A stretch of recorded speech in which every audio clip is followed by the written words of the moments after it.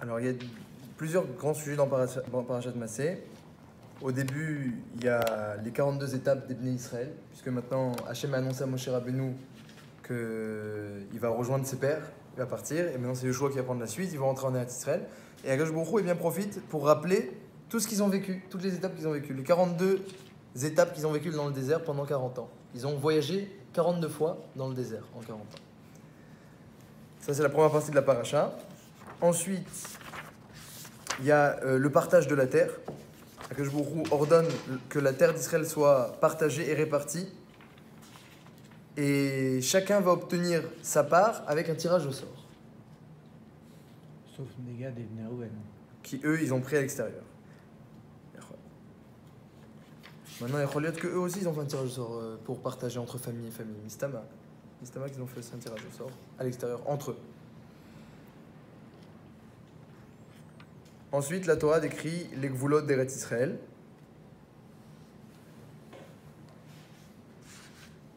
Et vers la fin de la paracha, il y a d'autres inyanim, différents inyanim plus halachiques, sur notion d'héritage, aussi Goël Adam, les villes de refuge, plusieurs inyanim qui se suivent les uns les autres. Alors nous, Bécaron, on va parler des deux premières parties de la paracha.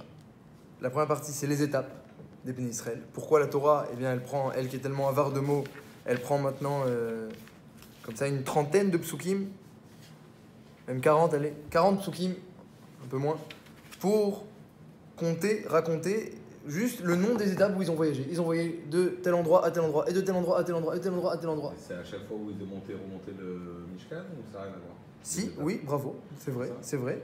Mais bon, on n'est pas obligé de savoir le nom des étapes de leur voyage pendant 40 ans. En plus, je vais vous dire la vérité, ceux qui ont suivi le Chamisharum chez Dorash maintenant, ils connaissent très bien le nom des étapes. Seulement que c'était éparpillé dans la Torah. À chaque fois que les Bnei Israël voyageaient, la Torah le précisait. Oui. Mais là, d'un coup, la Torah, eh bien, elle fait un flashback. Allez, je vais vous rappeler le nom de toutes les villes qu'on a parcourues. Et il y a une suite logique ou chronologique? Logique, je sais pas. Chronologique, plus ou moins. Peut-être pour donner un srout à chaque endroit où ils se sont arrêtés. Alors, on va les rappeler. Alors voilà, c'est ce qu'on va voir. On va voir quel est ce srout. Oui. Et la deuxième partie qu'on va voir, c'est l'histoire du tirage au sort. Oui. Et c'est pas dans ce décompte que Arsinaï n'apparaît pas? Si, il apparaît. Il apparaît? Ah ouais. Alors, nous, la Shila, c'est Klali. Pourquoi il y a besoin de compter les étapes, de citer les noms, citer les noms des villes? Et la deuxième question, ensuite, qu'on verra, c'est le Gora, le tirage au sort. C'est quoi cette histoire de tirage au sort? Est-ce que vous avez déjà vu, on fait un tirage au sort dans la Torah?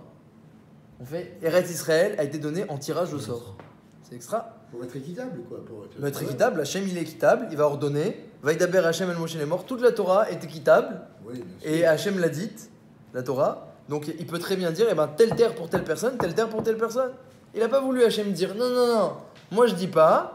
Alors évidemment, on sait bien que le tirage au sort, c'est aussi entre les mains d'Hachem. Mais Hachem, il n'a pas dit, il ne s'est pas prononcé. Il a dit, vous mettez des papiers, vous tournez, vous sortez. Alors Binyamin, très bien, Binyamin c'est sorti. Maintenant on va voir quelle terre pour Binyamin. Alors on tourne. Ah, Yerushalayim. Ah, bravo, vous avez reçu Yerushalayim. Alors, quelle famille? Alors, telle famille? Tirage au sort. Il y a déjà Abnegad. À Kol Panim, c'est quoi cette histoire de tirage au sort? En plus, tirage au sort, ça sonne un petit peu, on entend le sort, le hasard. Oui. C'est un peu comme ça, on a l'impression qu'il n'y a pas de providence d'Hachem. On ne voit pas Hachem dans le tirage au sort. Pourquoi Hachem il veut faire à ce moyen-là? Après, moi j'aurais dit que le tirage au sort, c'est un moyen qui sent pas bon. Ça a l'air du hasard. Ça a l'air lié au hasard. Nous, dans la Torah, on cherche. Le but de la Torah, c'est de voir Hachem, d'être proche d'Hachem, de voir Hachem. Akadosh Baruch Hu, il a donné la Torah, c'est marqué dans la Gemara, Tachlit Torah, Tshuva Masim Tovim, pour qu'on se rapproche d'Hachem et qu'on fasse des bonnes actions. Là, on voit un tirage au sort, on voit pas Hachem. Hachem, il l'a coordonné. Pourquoi c'est permis le tirage au sort? Bon, je parle pas d'un jeu d'argent. Mais pourquoi c'est permis de faire une chose, de faire un partage au tirage au sort? Et c'est permis à la Khalemassé, le Rambam le ramène que c'est permis. Et deuxième question, pourquoi c'est comme ça qu'Hachem a ordonné et pas autrement qu'on fera le partage de la terre d'Eretz Israël? Donc deux questions. Alors Rashi, il pose la question, donc on va voir Rashi.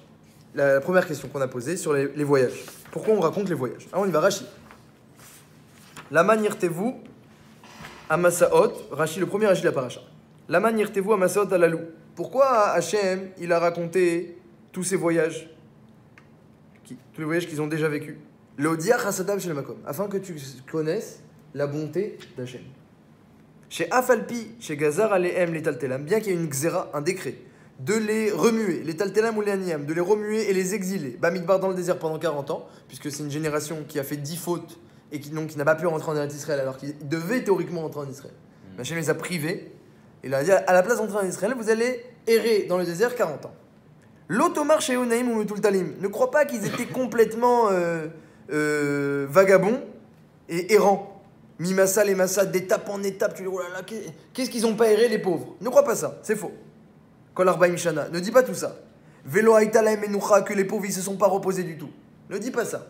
Shahare, voici, En Kanela Arbaim Ushte Masaot. En 40 ans, 42 voyages. 40 ans, 42 voyages. Et c'est pas fini. Tse Mehem, retranche aux 42, Arba, Esre, Shikulamayou, Beshana Rishona, les 14 premiers voyages qui se sont tous faits la première année. Parce que la première année, les Israéliens ont beaucoup voyagé. Ils s'enfuyaient d'Égypte.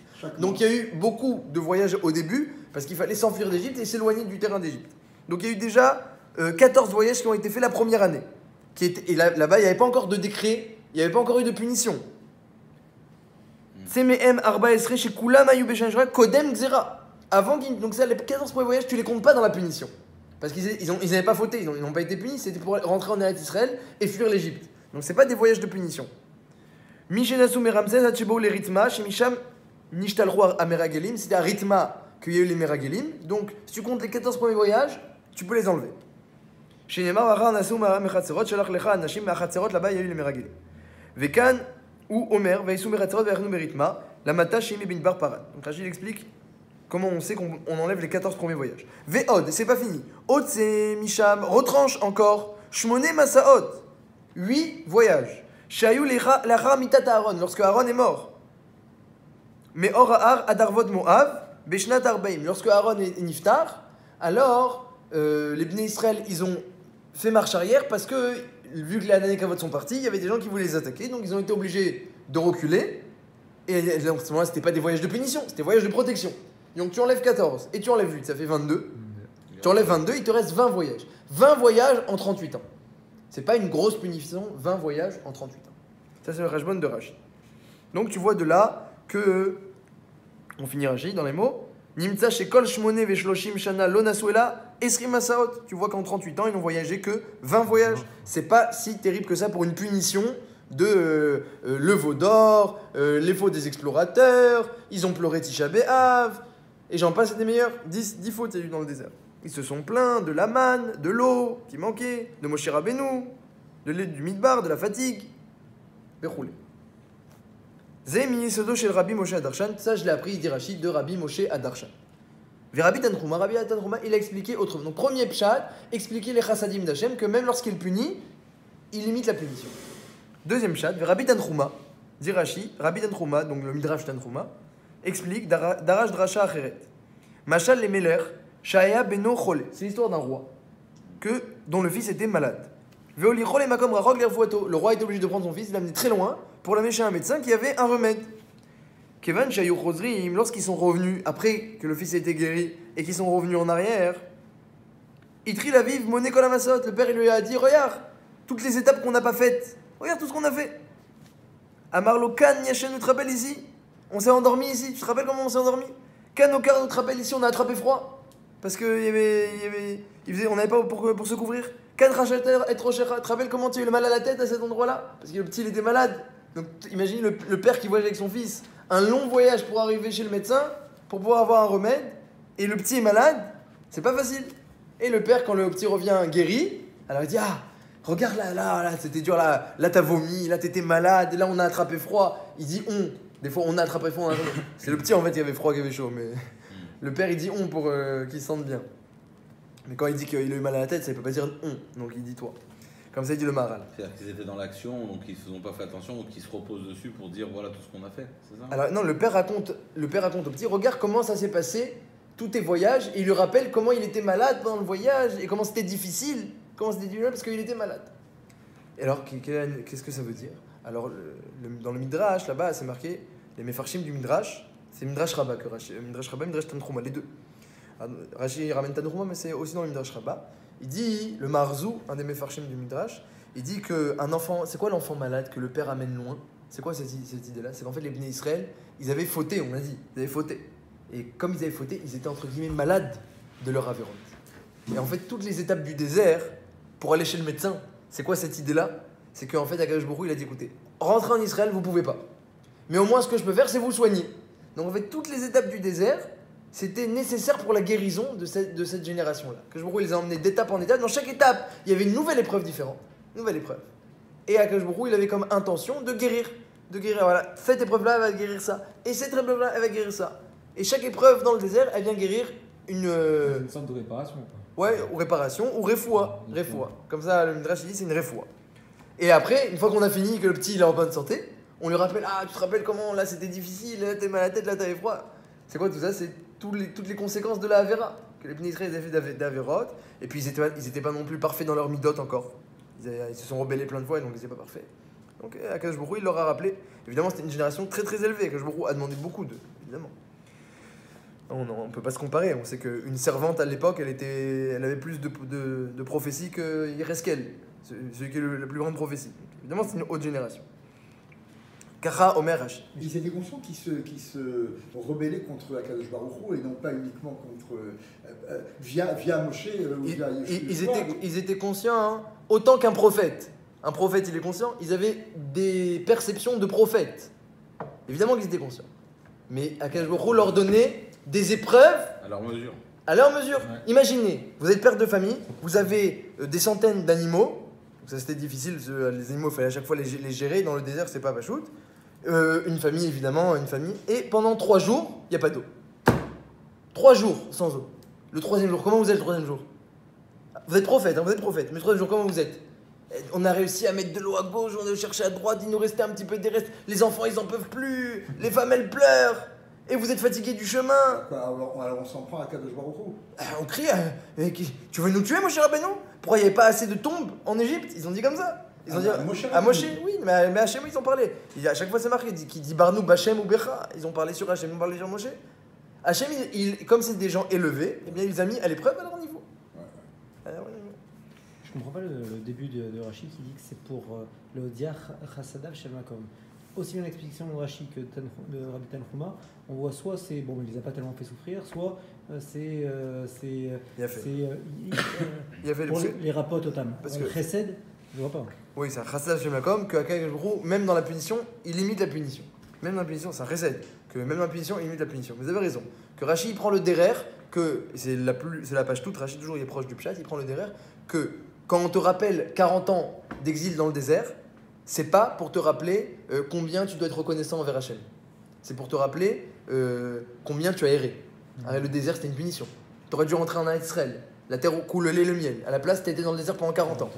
C'était pas facile. Rashi, il prend, et si la Torah le raconte, Rashi, il comprend, ça peut pas être pour te raconter les bontés d'Hachem, regarde Nissim, Beniflaot, les miracles. Les massés, c'était une punition tout ça. Donc Rashi, il dit, premier pshat, c'est le chesed dans la punition.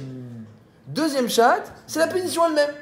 La punition elle-même, quand tu te rappelles la punition, tu te rappelles combien tu avais de maladies et combien tu es guéri maintenant. Réjouis-toi que tu es guéri maintenant. Donc, Rashi prend ça. Behemet, le Rambam, il dit autrement. Le Ramban, ici, ramène le Rambam. Nachmanide ramène Maïmonide et il dit que le Rambam, il comprend que la paracha de Massé, c'est seulement rappeler les bontés d'Hachem. Comme c'est dit, regardez, si vous avez le Rambam, vous qui avez le micro de Gedolot, il y a un premier paragraphe du Ramban. Après, il dit Ve'osif, Arav, Bemoré, Nevuchim. Au début, il ramène Rashi. Après, il dit que le Rambam a expliqué autrement. Et là-bas, il dit que le but, je vous lis en français directement, c'est plus simple. Le but du récit de la parashat Massé, c'est quoi? C'est que les Bnei Israël soient conscients de génération en génération, que ce soit marqué dans le texte. Combien Kadosh Baruch Hu, il a subvenu à leurs besoins. Ils n'ont jamais manqué de nourriture parce qu'il y avait la manne. Il y avait le puits de Myriam qui les suivait. Il y avait la Nakavot qui les entourait. C'est ça, ils étaient nourris logés blancs. Voilà. Et évidemment, il y avait des épreuves. Il n'y avait pas une étape où il n'y avait pas des épreuves. À chaque fois, il y avait des épreuves. Mais ces épreuves-là, eh bien, elles étaient entourées de chassadim. On était en épreuve, mais avec Hachem. C'est vrai que comme le roi qui est avec son fils, le fils il est malade, il vomit, il a mal à la tête. C'est qui envoie tout ça? C'est Hachem qui envoie les souffrances du petit. Dans le machal, c'est pas le roi, mais voilà, le petit était malade, mais les Maasés, son père était avec lui. Alors le Rambam il dit le but c'est de voir que le père est avec lui. Rashi comprend que non. Que le but de la paracha c'est de voir aussi que tu étais malade. Et le Rambam il dit que c'est Leodiach Hasadav Shel Makom. Parachat Nassé c'est une paracha de Akaratatov, d'après le Rambam. Maïmonide. Rashi dit non. Rashi c'est se rappeler de nos fautes. D'après le deuxième chat. D'après le premier chat, se rappeler comment Hachem, même quand il punit, il imite. Alors on va lire un peu la paracha dans les mots. Et on va voir que on va retrouver, quand on lit les étapes, on va retrouver un petit peu, des fois des étapes qui vont comme Rashi, des fois des étapes qui vont comme le Rambam. Regardez dans les mots. Prenez, les voyages, ça commence à partir du Perek Lamed Gimel, Pasuk E. Lamed Gimel, Pasuk E. Vaïssou, Béné Israël, Méramsès. Donc ils étaient à la base à Ramsès. Ils ont voyagé. Vayachanou, Besukot, ils sont allés à Sukkot. Ramsès, c'est la ville où tout est mitrocès. Ramsès mitrocès. Tout est en sable mouvant. Donc tu construis une pyramide, puisque c'était leur métier. Les Béné Israël en Égypte, ils construisent des binyanim, des pyramides. Donc tu construis une pyramide sur un sable mouvant, ça s'enfonce. Et Paro, il a dit, il faut continuer. Alors tu reconstruis, puis ça s'enfonce. Et donc c'était interminable. Et aucune satisfaction dans leur travail. Ils sont partis de Ramsès, un pays de sable mouvant. Sans parler des gens qui tombent dans les sables mouvants. Sans parler de ça. Parce que c'était le but de Paro. C'était le but de Paro. De faire travailler pour exactement. Donc les Béné Israël, ils ont envoyé de Ramsès. On rappelle que Hachem les a libérés de Ramsès. Pour l'instant, c'est un chesed. Vayachanou Besukot, ils sont arrivés à Sukkot. C'est quoi Sukkot? C'est la Nané Kavod. Comme ça dit le Targum, Jonathan, que Sukkot, on sait que dans la Torah, quand on dit tu vas t'asseoir dans des Sukkot pour te rappeler que moi-même j'ai donné des Sukkot aux Béné Israël, ça fait référence au Anané Kavod. Donc les Béné Israël, ils ont reçu l'Anané Kavod. Donc une nouvelle étape, la ville de Sukkot. Pourquoi ça s'appelle comme ça cette étape-là? Pour te rappeler que tu as reçu l'Anané Kavod. On continue. Vaïsou mes Sukkot, Vayachanou Be'etam, Asher Bektsam Midbar. Ils ont voyagé de Sukkot, ils sont arrivés Bektsam Midbar. Bektsam Midbar, littéralement, le bout du désert. C'est quoi ce bout du désert? Ketse, ça veut dire le bout, mais ça veut dire aussi être dégoûté. Katsanafi, mon âme est dégoûtée. Katsti bechayai, j'en peux plus. Plein de fois dans cette expression, elle revient dans la Torah. Kats, ça veut dire être dégoûté. Ketse à Midbar, ils sont arrivés dans une ville, littéralement, le dégoût du désert. Ça veut dire quoi? Les Béné Israël, ils n'en pouvaient plus. Comment on marche? On est fatigué, on s'est pas arrêté 3 jours, ils ont marché 3 jours sans arrêter. Ils ont dit, on n'en peut plus de ce désert, on est dégoûté de ce désert. Akadosh Baruch Hu, il a dit cette étape-là, c'est-à-dire on va l'appeler Ketse à Midbar. Sûrement que c'était aussi le bout du désert, ça devait être aussi le bout. Akadosh Baruch Hu, exprès, il l'a rappelé. Là, ça rappelle une faute. Les Béné Israël, ils n'ont pas vu que Hachem les a fait marcher 3 jours pour les faire rentrer plus vite en Eretz Israël le 4e jour. Ils n'ont pas vu ça. Ils ont vu que la fatigue. Ils ont dit, bon, alors, c'est-à-dire, vous voulez pas rentrer vite, on arrête. Vous rentrez pas tout de suite. Ils n'ont pas encore été punis complètement, mais Hachem, il a ralenti la marche parce que les Béné Israël, il a vu que les Béné Israël n'étaient pas prêts à rentrer vite. Donc là, non, c'est les fautes des Béné Israël. Ketse à Midbar, ils ont dit, on n'en peut plus du désert, le dégoût du désert. Ça, c'est pas un chesed, c'est plutôt une faute. Vaïsou Me'etam, ils ont voyagé là-bas de Ketse à Midbar. Vayashov al Pi Achirot, Asher Penal Batsefon, Yachinu Lifni Migdol. Ils ont voyagé à Pi Achirot. C'est quoi Pi Achirot? Il dit le Balatourim. Pi Achirot, c'est lorsque les Israéliens étaient devant la mer Rouge et la mer elle s'ouvrait pas. Et alors il y en avait qui disaient qu'est-ce qu'on va faire? Il y a un groupe qui a dit on retourne en Égypte. Un groupe a dit on fait la guerre aux Égyptiens. Un qui a dit on aimerait bien des tombes. Il n'y a pas des tombes ici? Et un qui a dit on prie, ils ont prié. Donc il y avait plusieurs comme ça tendances, il y a eu 4 tendances dans les Béné Israël. Et il y en a qui se plaignaient. Moshe Rabbeinu il a dit taisez-vous, taisez-vous. Hachem il va ouvrir la mer, il va combattre, vous juste taisez-vous. Donc là c'est une épreuve. On rappelle en même temps que les Béné Israël, Pi Achirot, ils ont fauté, mais d'un autre côté, Pi Achirot c'est la chaîne Béné Chorin, parce que lorsqu'ils sont rentrés dans la mer, ils ont été libérés des Égyptiens. Hein, on sait que le 7e jour de Pessah, c'est la vraie libération. Le premier jour de Pessah, c'est la libération du corps, géographique. Le 7e jour de Pessah, il y a un Yom Tov pour appeler la mer Rouge. La mer Rouge, c'est la libération morale et spirituelle des Béné Israël. Ils sont plus esclaves de Paro, ils ont traversé la mer, les Égyptiens sont morts. Et eux, ils ont confiance en Hachem, la mer elle s'est ouverte. Donc en même temps, Pi Achirot en même temps, c'est chesed, parce qu'on rappelle la bonté d'Hachem qui les a rendus libres, mais en même temps c'était dans une épreuve. Ils ont fauté. Donc on rappelle des fautes. Là il y a les deux, dans Pi Achirot il y a les deux. Vaïsou Mipene Achirot, ils ont voyagé de cette ville de liberté, hein, littéralement Achirot c'est liberté. Vayavru Betochayam Amidbara, Vaylrou Der Shlojamim, Bemidbar Etam, Vayachanu Bemara. Ils sont arrivés à Mara. Mara, les eaux amères. L'eau était amère, il n'y avait pas encore le puits de Myriam, ils sont arrivés, c'était au début, et ils sont arrivés dans un endroit où les eaux étaient amères. Ils se sont plaints, qu'est-ce qu'on va faire? On ne peut pas boire, c'est dégoûtant, c'est quoi cette eau-là? C'était imbuvable, on ne peut rien faire avec cette eau-là. Alors il y avait des bâtons, il y avait des bois amers. Hachem a dit, mais mettez les bois amers dans l'eau. Mais n'importe quoi, des bois amers dans l'eau, qu'est-ce que ça va faire? Moshe Rabbeinu, il a pris le bois, il l'a mis dans l'eau est devenue douce. Grâce au bois amer. Ils ont compris que, eh bien, des fois, des choses amères peuvent rendre douce notre vie. Ils ont compris un moussard. Là aussi, c'est en même temps un recette qu'Hachem il a adouci l'eau, mais d'un autre côté, c'était au sein eh bien, d'une dispute. Mais Mara, c'est une dispute avec Moshe Rabbeinu et avec Hachem. Vaïsou Mimara, Vayavou et Lima. Ils sont partis de Mara, ils sont arrivés à Elima. Dans toute la paracha, il n'y a pas écrit Vayavou, il y a écrit Vayachanu. Sauf à Elim. Quand ils sont arrivés à Elima, regardez, il y a écrit Vayavou. Pourquoi pas Vayachanu? À chaque fois, c'est Vayachanu. Vaïsou, Vayachanu, Vaïsou, Vayachanu, Vaïsou, là, Vayavou. Parce qu'ils sont arrivés à Elim, ils ont vu qu'il y avait des eaux amères, ils ont vu qu'il n'y avait pas d'eau. Ils ont dit, on ne veut pas rester ici. On ne veut pas rester ici. Alors Vayavou, ils sont arrivés, pas Vayachanu. Ils n'ont pas posé le campement. On ne reste pas ici. Mais Hachem, il a dit, on ne reste pas ici. Ou Be'elim, Shteim, Esre, et Not Meim, Hachem a fait un nes. Il a fait apparaître à Elim 12 sources d'eau vive. Un nes. Veshivim Tmarim, et 70 dattiers sont apparus miraculeusement. Vayachanusham, alors ils ont accepté de rester là-bas. Donc, encore une fois, le recette d'Hachem, mais au sein d'une dispute. Donc on rappelle encore des fautes des Bnei Israël. Vaïsou Me'elim Vayachanu al Yemsouf. Ils sont repassés devant la mer Rouge. Ils ont fait un détour. Vaïsou Me'yemsouf Vayachanu Bemidbar Sin. Ils sont arrivés ensuite à Midbar Sin, c'est le Midbar Sinaï. Mais ils n'étaient pas encore méritants pour recevoir la Torah. Hein, vous savez, le Midbar Sin, il a reçu son Yud, Sinaï, il manque un Yud dans Sin. Quand les Bnei Israël ont eu le mérite de recevoir la Torah, Hachem a dit, je lui donne une lettre de mon nom. Yud Kevavke, il a donné une lettre de son nom au Midbar Sin, qui est devenu Midbar Sinaï. Mais à la base, ça s'appelait le Midbar de Shin. Voilà, de Sin. Après, il est devenu Sinaï. Alors là, c'était la Sin. Et donc là, qu'est-ce qu'on voit? On voit que les Bnei Israël n'étaient pas méritants. Ils n'ont pas eu Sinaï, ils ont eu Sin. Presque, on y est presque, mais pas encore. Donc là, ils ne sont pas méritants. Veissou mi Midbar Sin veyachanu bedofka. Dofka, ça veut dire frapper à la porte. Midofek. Ouais. Dodi Dofek Pitrili. C'est mon ami. Comme dans Shirachirim. Pourquoi ils ont frappé à la porte? Ils ont frappé à la porte parce qu'ils n'avaient pas de pain. Ils n'avaient pas encore la main, ils n'avaient pas de pain. Donc ils ont frappé à la porte. Hachem, on n'a pas de pain, on n'a pas de pain. Dofka, ils ont frappé à la porte. Kaniré, qu'il y a aussi une allusion qu'ils n'ont pas juste prié, ils ont frappé à la porte. Ça veut dire, bon, on est dans le désert, on veut du pain, alors veuillez nous ouvrir. Oh, encore une fois, on voit que Rashi, on comprend bien Rashi, pourquoi on rappelle les fautes. Ensuite, Vaïsou Midovka, ils sont partis de là où ils ont frappé à la porte, ils n'ont rien reçu. Vayachanou be alouche. Qu'est-ce que ça veut dire louche? Louche, ça veut dire pétrir, lâche. Louche, ça veut dire pétrir. Louchi, Vasiugot, pétri, a dit Abraham à Sarah lorsque les invités sont venus.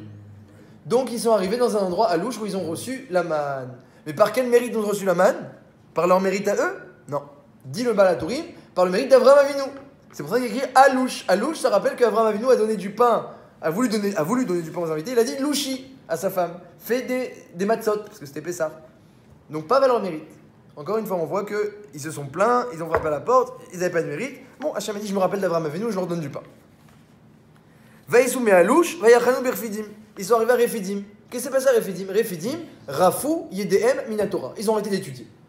Ça y est, on a beaucoup étudié. Et qu'on n'a pas étudié, tout le temps je lui dis, faut étudier, c'est... Voilà, un cours le soir, ça y est. Là voilà, 9 à 10, c'est bien. C'est bien. Voilà. Il n'y avait pas les caméras. Non, alors, sur ça, Hachem il a dit, cet endroit-là, on va l'appeler l'endroit des fainéants. Fainéants dans la Torah. La ville des fainéants. Donc on l'appelait fainéantise. Fainéantville. Fainéantville. Refidim. Rafou Yedem Minatora. Bon. Velo Yashamaim Lishtot. S'il n'y a pas de Torah, il n'y a pas d'eau. Lo Yashamaim Lishtot. Hachem a dit, ah, vous voulez pas de Torah? En Maïm et la Torah. Il n'y a pas de Torah, il n'y a pas d'eau. Ah, il n'y avait plus d'eau. Les eaux ont été coupées. Coupure d'eau. Ah, il n'y a pas de Torah, il n'y a pas d'eau, coupure d'eau. Vaïstou mes Refidim, les Israël, ils ont dit, allez, on s'en va de la ville de la fainéantise, c'est pas pour nous. Vayachanou be Midbar Sinaï. Ils sont à Sinaï. Lorsqu'un homme il dit, j'arrête d'être fainéant, il arrive à Sinaï. Ridouche. Lorsqu'un homme il dit, j'arrête d'être fainéant, il arrive à Sinaï. Vaïsou mi Midbar Sinaï. Mais si un homme il dit, ça y est, le Midbar Sinaï, combien de temps on va rester là-bas? Ils ont Midbar Sinaï, ils étudiaient Midbar Sinaï tout le temps, ils étudiaient Midbar Sinaï. Tout le temps. Mais ils n'avaient pas encore reçu la Torah. Si, au Midbar Sinaï, ils ont reçu la Torah à ce moment-là. C'est à ce moment-là. Alors pourquoi ils se plaignaient Refidim avant alors qu'ils n'avaient pas reçu la Torah? Parce qu'ils devaient étudier quand même les lois qu'ils avaient reçues à Mara. Lorsque Mara, les eaux étaient amères, là-bas, ils ont reçu Paradouma, Masechet Shabbat et Kibud Avaim. Ok. Donc ils étudiaient Paradouma, Masechet Shabbat, Kibud Avaim.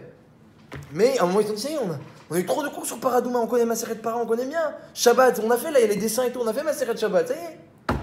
Alors ils ont dit, allez, on va Refidim, il n'y a plus d'eau. Après ils ont dit, ouais, Refidim, on arrête d'être fainéants, on va au Har Sinaï. Ils sont arrivés au Har Sinaï. Ils ont étudié là-bas pendant un an plein, non-stop, Yom Valayla. Ils n'en pouvaient plus. Ils n'en pouvaient plus. On s'en va du Har Sinaï et de cette Torah. Ils sont arrivés à Kivrot Atahava, la tombe du désir. Pourquoi ? Parce que là-bas, Hachem, il a enterré les gens qui ont eu toutes sortes de désirs. Il y a eu là-bas à Kivrot Atahava. Alors, des gens, déjà, tu vois de là que quand tu t'éloignes de la Torah, tu tombes dans le désir. Ça, déjà, tu vois. Et à part ça, les gens, ils ont désiré toutes sortes de choses. Et on veut des pastèques, et on veut de la caille, et on veut des oignons, et de l'ail, et des courgettes, comme on mangeait en Égypte. Et ils se sont plaints de Ilchot Nida, et ils se sont plaints des interdits entre familles, etc. Et de tous les interdits de couple. Ils se sont plaints de tout ça. Donc, Kivrot Atahava, Hachem, il a enterré là-bas les gens qui désiraient tout ça. Et voilà, ça s'est appelé donc là-bas, eh bien, l'enterrement du désir. Verroulé. On va pas faire les 42 étapes. Mais chaque étape, on pourrait eh bien, rappeler que où il y a eu du chesed de la part d'Hachem, où il y a eu une faute de la part d'Ebné Israël. Donc on retrouve bien et la tendance de Rashi et la tendance du Rambam. Alors maintenant, on a parlé du tirage au sort. On va expliquer la notion de tirage au sort. Et ensuite, grâce à ça, on va essayer de bien comprendre pourquoi Rashi a sa place dans le Chumash, ce qui dit que il veut qu'on se rappelle de nos fautes, et le Rambam il a sa place également de se rappeler des Chassadim, comment les deux ne sont pas contradictoires. Le Goral, alors tirage au sort, qu'est-ce que c'est cette histoire de tirage au sort ? Un tirage au sort pour distribuer à Israël. Alors dit le Rav Friedlander que tirage au sort c'est meyouchad, c'est spécial. Akadosh Baruch Hu, lorsqu'il donne un cadeau à un homme, il a plusieurs moyens de donner. Hachem il a un cadeau à te donner. J'ai un cadeau à te donner. Un cadeau. Je peux te le donner de plein de manières. Eh bien, ce cadeau-là, la manière dont Hachem va te le donner, sache qu'elle est tout à fait significative et il faut faire très attention à la manière dont Hachem t'offre quelque chose. Le même cadeau, eh bien, il peut avoir plein de significations différentes selon la conduite, la mida, avec laquelle Hachem te l'a donné. Par exemple, Hachem peut donner un cadeau avec midat à chesed. Akadosh Baruch Hu peut donner un cadeau avec midat à chesed. Ça veut dire qu'un homme ne mérite pas. Il n'a pas demandé. Il n'a pas besoin. Hachem dit je lui donne. Pourquoi je lui donne ? Il veut pas, il n'a pas besoin, il n'a pas demandé. Pour lui faire un plaisir en plus. Midat à chesed. C'est un moyen de donner un cadeau. Tiens, mais j'ai déjà un. Je te donne quand même. Il y a midat à rachamim. Midat à rachamim, Hachem, il donne par compassion. J'ai pas. Hachem, j'ai pas. Et tu pries, donc en plus tu pries. Tu as demandé, tu as besoin, tu es triste. Hachem, ça éveille beaucoup de compassion en lui. Donc il vient, il te donne. Voilà, tiens. Pourquoi il t'a donné ? Pas par pur chesed. Parce que tu as demandé, tu étais triste, tu as prié. Ça éveille midat harachamim. C'est un cadeau par midat harachamim. Il y a un cadeau par midat hadin. Tu mérites. Tu as fait comme Pinchas, tu as fait mesure pour mesure. Tu reçois la récompense de ce que tu as fait. Il y a des mitzvot, on reçoit la récompense dans ce monde-ci. Et le keren, le capital reste intact pour le monde futur. Tu reçois mesure pour mesure. Et il y a un cadeau qu'Hachem fait avec une mida qui s'appelle le mazal. Des fois, Hachem fait un cadeau avec le mazal. C'est quoi un cadeau avec le mazal ? C'est quoi le mazal d'un homme ? Le mazal d'un homme, eh bien, c'est pas un cadeau qui est lié à une mida d'Hachem. C'est pas parce qu'il n'a pas donné Hachem par bonté, pas par compassion, pas par récompense. Il a donné parce que c'est quelque chose pas qui te revient, mais quelque chose qui te définit. Le mazal, c'est quelque chose, c'est ce qui définit un homme. Qui tu es, où tu habites, quelles sont tes forces. La Gemara dit par exemple le mazal, et bien quand au moment de la conception d'un homme, il y a un ange qui monte dans le ciel, Malach Laïla il s'appelle, Laïla, et il demande à Hachem, qu'est-ce qui va être cet enfant ? Est-ce qu'il va être... Ah, Tzadik ou Racha, il ne demande pas. Mais fort ou faible ? En bonne santé ou pas en bonne santé ? Riche ou pauvre ? Intelligent ou bête ? Et tout, on demande sur cet enfant-là. Tout ça, c'est quoi ? C'est pas des cadeaux d'Hachem. Même si après, tu vas en profiter toute ta vie que tu es intelligent, tu vas en profiter. Mais c'est pas des cadeaux d'Hachem. C'est les outils de départ, les outils de base avec lesquels tu dois travailler. Et donc des fois, un même cadeau que tu reçois d'Hachem, ça peut être ou un cadeau gratuit, tiens, prends, ça te fait plaisir, je te donne. Ou alors au contraire, ça peut être le mazal, c'est pas pour te faire plaisir, c'est pas un chesed, c'est un outil de travail. C'est ta mise en condition. Voilà, c'est un outil de travail, c'est ça qui te définit. Donc il y a des choses essentielles et des choses secondaires. Les choses essentielles, ce qui nous définit, c'est le mazal. Et les choses secondaires, on a prié, on a envie, ça nous fait plaisir, ça, c'est des cadeaux en plus, temporaires, etc. Quelle différence? Qu'est-ce que ça fait si un cadeau, je l'ai reçu, un même cadeau, est-ce que je l'ai reçu par chesed d'Hachem ou par mazal? Qu'est-ce que ça fait? Ça change beaucoup. Qu'est-ce qu'Hachem, il attend de moi avec ce cadeau? Si j'ai reçu un cadeau et je sais que c'est pas vraiment quelque chose d'essentiel, je l'ai pas demandé, j'ai pas besoin. J'ai reçu un chesed d'Hachem. Qu'est-ce qu'Hachem, il attend de moi avec ce cadeau? Essentiellement que je le remercie. Tu as reçu, tu as profité, remercie. C'est le but de ce cadeau. Rends-toi compte qu'Hachem, il est Baal Chesed et tu remercies. Mais si Hachem, il m'a donné avec le mazal, ça veut dire depuis le jour de ma création, de ma conception, Hachem, il a décidé que tu auras ce cadeau-là. Le but, c'est pas de remercier. Quelqu'un, il est intelligent. Oui, il sait parler, par exemple. Et qu'est-ce qu'il fait? Il sait parler. Il dit, tous les jours, il dit, ah, merci Hachem que je suis intelligent et je sais parler. Mais fais un cours de Torah. Tu sais intelligent, tu sais parler, fais un cours de Torah. Et non, lui, tous les jours, il remercie Hachem qui est intelligent, qui sait parler. Non, alors, si c'est un cadeau d'Hachem par chesed, c'est temporaire, c'est secondaire, tu remercies Hachem. C'est pas essentiel. Mais si quelque chose d'essentiel, c'est qu'Hachem, il attend que tu fasses quelque chose avec ça. Quelque chose qui nous définit, qui est essentiel, qui est lié au mazal. Alors, le but, c'est de travailler avec, c'est un outil de travail. Évidemment, on peut remercier Hachem aussi sur ça, comme on va, on doit remercier. Mais c'est pas le but, c'est pas l'essentiel. L'essentiel, c'est de travailler avec. Et c'est ça, Eretz Israël. Eretz Israël, c'est un nouveau départ. On recommence maintenant, on rentre en Israël, on commence à zéro, chacun reçoit une terre, et Akadosh Baruch Hu, il voulait que cette terre-là, que tu sentes bien, que c'est ton outil de travail. Regarde où tu habites, qu'est-ce qu'elle fait pousser ta terre, c'est qui ton voisin, dans quel endroit d'Israël tu te trouves. Pourquoi tout ça? Pour dire merci? C'est pas pour dire merci, tu peux dire merci, mais c'est pas le but. Le but, c'est réfléchir qui tu es, et où tu es, et qu'est-ce que tu dois faire. Et ça, c'est pour ça il faut le mazal, et c'est la naga du mazal, et il faut le goral, le tirage au sort. Mazal et goral en hébreu, d'ailleurs, sont deux mots qui sont presque synonymes. Le lot, le sort, le lot, le destin, la destinée, tout ça, c'est très synonyme en hébreu. Donc Hachem, il a dit, faites un tirage au sort. Mais Hachem, si on fait un tirage au sort, on va pas te voir. Mais il dit, justement, c'est ça le but. Je veux pas que vous me voyez, je veux que vous vous voyez, vous. Il y a des fois où il faut voir Hachem. Quand c'est un chesed d'Hachem, il faut voir Hachem. Mais quand c'est ton outil de travail, il faut pas voir Hachem, il faut voir toi. Qu'est-ce que moi je dois faire? Et donc des fois, Akadosh Baruch Hu, il préfère utiliser le tirage au sort pour qu'un homme il se concentre sur lui. Et c'est ça, c'est le but c'est le cheshbon hanefesh. C'est le cheshbon hanefesh qu'un homme il doit réfléchir dans sa vie, voilà, quelles sont mes forces, quels sont mes défauts, qu'est-ce que je peux perfectionner, qu'est-ce que je peux optimiser, est-ce que j'ai pas des outils que je peux optimiser, que je n'optimise pas, comme un grand chef de société qui fait ça tous les jours. Eh bien, un homme, il devrait faire ça tous les jours au niveau spirituel, avec sa vie. Est-ce que je peux pas mieux parler à mon épouse? Est-ce que je peux pas mieux éduquer mes enfants? Est-ce que je peux pas me concentrer un peu plus dans l'imoud? Est-ce que ma tefila, elle peut pas être plus de qualité? Chaque chose, réfléchir, comment je peux l'améliorer et quelles sont les forces peut-être que j'ai mis en silence, que je peux maintenant utiliser. Je comprends sur l'aspect Rouhani, mais alors, une terre, c'est quoi? C'est planter des carottes ou des tomates? Alors la terre, Bémet, il faudrait avancer, il faudrait s'allonger sur ça, mais... Le Maharal, il dit que, mais comme chez la dame, la terre, elle est autant liée, elle définit autant l'homme que son épouse. Et il a une camarade, et il s'allonge sur ça, comment l'endroit, il est très lié à une personne, et c'est dans cet endroit-là qu'il évolue, et dans cet endroit-là qu'il développe ses forces.